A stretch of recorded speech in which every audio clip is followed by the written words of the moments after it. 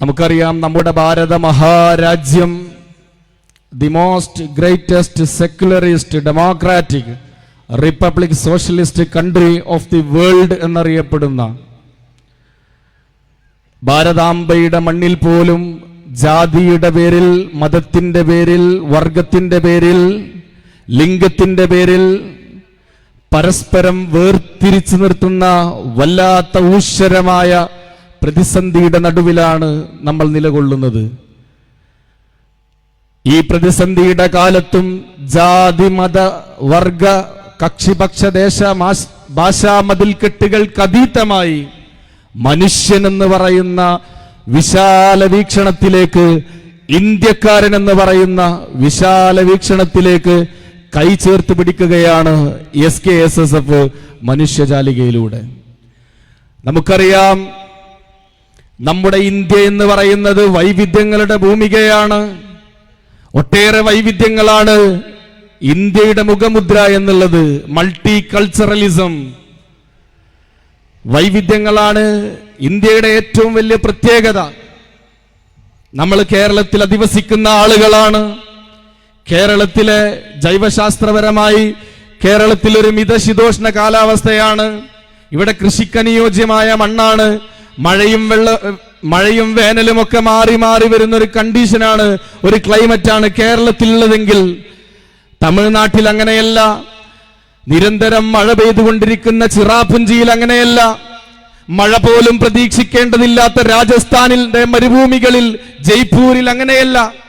അത് ഇന്ത്യയുടെ ജൈവശാസ്ത്രപരമായ വൈവിധ്യമാണെങ്കിൽ ഭാഷാപരമായി ഇന്ത്യ വൈവിധ്യമാണ്. അംഗീകൃതമായ എയ്ഡഡായ 22 ഭാഷകളും സംസാരിച്ചു കൊണ്ടിരിക്കുന്ന 700ഓളം ഭാഷകളും ഇന്ത്യയിലുണ്ട് പ്രിയപ്പെട്ടവരെ. അത് ഭാഷാപരമായ വൈവിധ്യമാണ്. വസ്ത്രത്തിലും വൈവിധ്യമുണ്ട്. നമ്മൾ മുണ്ട് ധരിക്കുന്നവരാണ്, പാന്റ് ധരിക്കുന്നവരാണ്. പഞ്ചാബിൽ സിഖുകാരങ്ങനെയല്ല, അവർ തലപ്പാവ് ധരിക്കുന്നവരുണ്ട്. അങ്ങനെ വ്യത്യസ്തമായ വസ്ത്രം ധരിക്കുന്ന ആളുകളും ഇന്ത്യയിലുണ്ട്. ഇതൊക്കെ ചേരുമ്പോഴാണ് ഇന്ത്യ എന്ന് പറയുന്ന ആശയം പൂർത്തിയാകുന്നത്. നമ്മൾ അരിയാഹാരം കഴിക്കുന്നവരാണ്. ഭക്ഷണമായി നമ്മുടെ ബഹുമാന്യനായ ഇസ്മായിൽ ഉസ്താദ് സദസ്സിലേക്ക് കടന്നു വരുന്നുണ്ട്. അല്ലാഹു അക്ബർ, അല്ലാഹു അക്ബർ, അല്ലാഹു അക്ബർ, ലാ ഇലാഹ ഇല്ലല്ലാഹു അല്ലാഹു അക്ബർ, അല്ലാഹു അക്ബർ വലില്ലാഹിൽ ഹംദ്.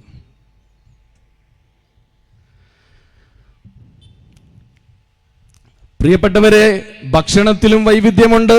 നമ്മൾ അരിയാഹാരം കഴിക്കുന്നവരാണെങ്കിൽ ചപ്പാത്തിയും ഡാലും കഴിക്കുന്ന ഉത്തരേന്ത്യക്കാരുണ്ട്. എന്തിനേറെ നാഗാലാൻഡിൽ ഗൂർഖ വിഭാഗങ്ങൾ, അവര് പെരിച്ചാഴിയെ തല്ലിക്കൊന്നുകൊണ്ട് അതുപോലും ഭക്ഷിക്കുന്ന ആളുകളുണ്ട്.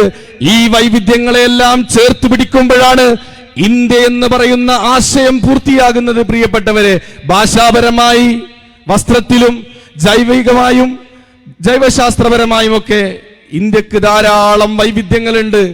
മൾട്ടി കൾച്ചറലിസം, ഇതെല്ലാം ചേർത്ത് പിടിക്കുമ്പോഴാണ് ഇന്ത്യ എന്ന് പറയുന്ന വികാരം പൂർത്തിയാകുന്നത്. ഇതിനെല്ലാം ചേർത്ത് പിടിക്കുന്ന, ഇതിന്റെ എല്ലാം ആധാരശിലയായി വർത്തിക്കുന്നത് ഇന്ത്യക്കുള്ള ഭരണഘടനയാണ്. നമ്മുടെ മുൻഗാമികൾ, മഹാന്മാർ, അവർ തയ്യാറാക്കിയ ഒരു ലിഖിതമായ ലോകോത്തരമായ ഒരു ഭരണഘടന ഇന്ത്യക്കുണ്ട്. ഇന്ത്യയുടെ ഭരണഘടന ഇന്ത്യയുടെ വൈവിധ്യങ്ങളെ ഉൾക്കൊള്ളുന്നതാണ്. ഇന്ത്യയുടെ കക്ഷിപരമായ, രാഷ്ട്രീയപരമായ, മതപരമായ എല്ലാ വൈവിധ്യങ്ങളെയും ഉൾക്കൊള്ളുന്നൊരു ഭരണഘടനയാണ് ഇന്ത്യക്കുള്ളത്. ആ ഭരണഘടനയുടെ പ്രിയാമ്പിൾ, ആമുഖം ആരംഭിക്കുന്നത് എങ്ങനെയാണ്?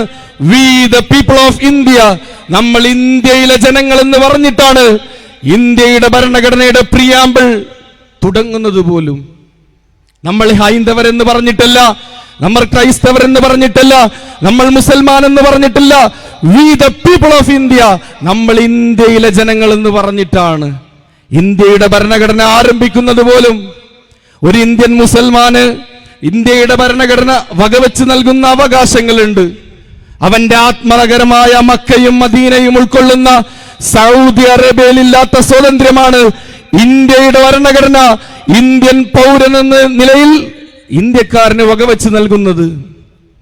ഒരു ഹൈന്ദവന് 90% ഹൈന്ദവർ ഉൾക്കൊള്ളുന്ന നേപ്പാളിലില്ലാത്ത സ്വാതന്ത്ര്യമാണ് ഇന്ത്യയുടെ ഭരണഘടന ഇന്ത്യക്കാരൻ എന്ന നിലയിൽ ഒരു ഹൈന്ദവ സഹോദരന് വകവെച്ച് നൽകുന്നത്.